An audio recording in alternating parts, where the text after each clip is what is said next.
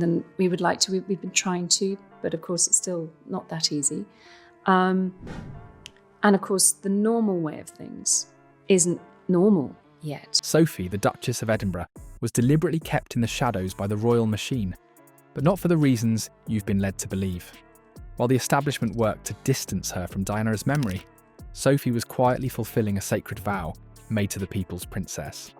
No wonder the Queen considered Sophie a surrogate daughter. No wonder William seeks her counsel above all others as he prepares for kingship. The truth about Sophie's role exposes decades of palace manipulation that they never wanted you to see. Before we move on, I'd like to ask you a small favour. If you appreciate this content, please take a second to like this video and subscribe to the channel. Over 98% of you watch the videos without subscribing. It costs you nothing, but it makes a huge difference to us. So, did you click the subscribe button? Great, thank you so much. Now back to the video. And we went up there during half term. You okay? How's your family adjusting? Well, he's left a giant-sized hole in our lives. For decades, Sophie Wessex has been the royal family's unsung hero, quietly serving the crown while strategically positioned away from the blinding spotlight that consumed Diana. But why? The palace would have you believe it's simply a matter of Sophie's preference for privacy. That narrative crumbles under scrutiny when you examine the palace's systematic efforts to minimise any association between these two remarkable women who shared strikingly similar journeys. Both Sophie and Diana entered the royal family as commoners, navigating the treacherous waters of royal protocol without the benefit of blue blood. Both faced intense media scrutiny and the unforgiving expectations of an institution resistant to change. Yet the establishment has gone to extraordinary lengths to prevent these parallels from becoming common knowledge.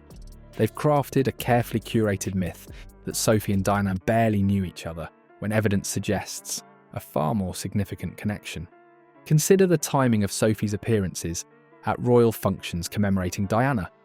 For years, she was conspicuously absent or relegated to the background during major. So I think the whole grieving process is probably likely for us to take a lot longer. It may be the same for many other families out there. Because if you're not living with somebody. Diana memorial events. When William unveiled the Diana statue in 2021, royal watchers noted Sophie's peripheral positioning, despite her increasingly central role in family affairs. This wasn't coincidental but calculated, part of a decades-long strategy to maintain artificial separation between these two women in the public consciousness. So if they were normally at a slight distance or living down the road or just, whether it be 15 minutes or 1,500 miles, it's only when you would do the normal things that you would have done with them. Immediate loss isn't necessarily felt in the same way as if somebody was in the house with you all the time. And you suddenly realise that they are not there, that you really start to have a, oh my goodness moment. I mean, we were lucky enough to go to Scotland for half term. Okay. And just to be there in that place was an oh my God moment. The palace machinery has methodically constructed Sophie's public image as the anti-Diana, steady, uncontroversial, and seemingly content with her supporting role. But this understated persona wasn't Sophie's choice. It was a carefully orchestrated strategy by palace officials determined to avoid uncomfortable comparisons. They feared such comparisons might reveal uncomfortable truths about how the establishment treated Diana in her final years. While Kate Middleton, Meghan Markle, and even less senior royals regularly dominate headlines, Sophie has remained remarkably scandal-free throughout her royal career. The palace narrative attributes this to Sophie's natural discretion, but the reality is more complex. Her adherence to values Diana herself championed, authenticity, compassion, and genuine public service, made her both valuable to the institution and potentially dangerous to its carefully constructed public narrative. The late Queen's unusually close relationship with Sophie raised eyebrows among royal insiders.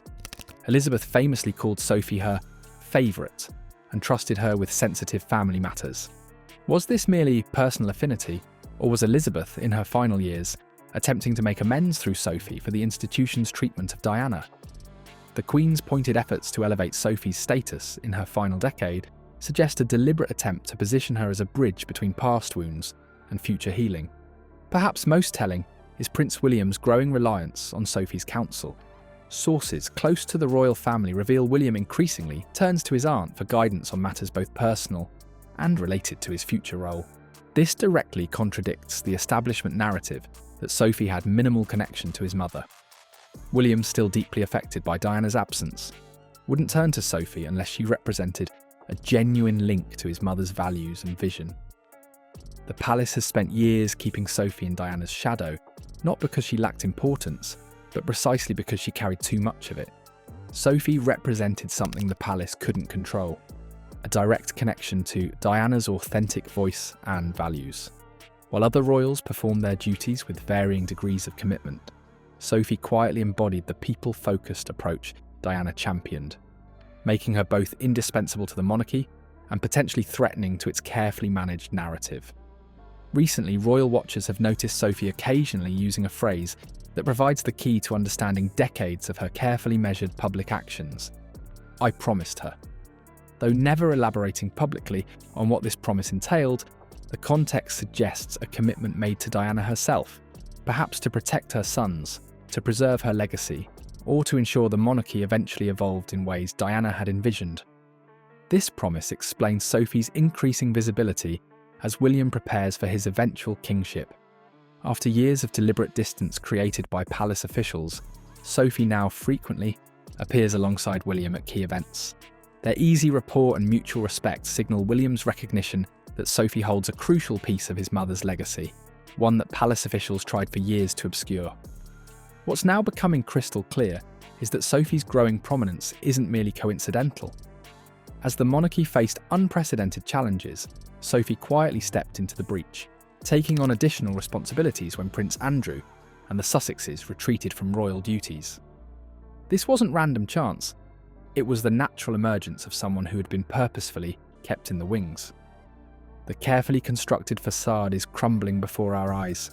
William's increasing reliance on Sophie as he prepares for kingship reveals what the palace machinery tried desperately to hide: her role as guardian of Diana's authentic legacy. Sophie represents not just a trusted advisor, but a living connection to values the establishment found threatening. As the truth surfaces about palace manipulations, we're forced to reassess everything about royal dynamics since Diana's death. Sophie's steady presence, far from being peripheral, now appears central to the monarchy's future. A future where William, guided by his mother's confidence, may finally honour the promise of change that Diana once represented.